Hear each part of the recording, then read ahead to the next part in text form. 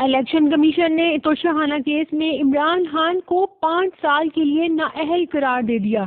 Election commission ने Toshakhana reference का फैसला सुनाते हुए पीटीआई चेयरमैन और साबिक वज़ीर-ए-आज़म इमरान खान को 5 साल के लिए नाअहल करार दे दिया और उनकी कौमी असेंबली की नशिस्त भी खाली करार दे दी।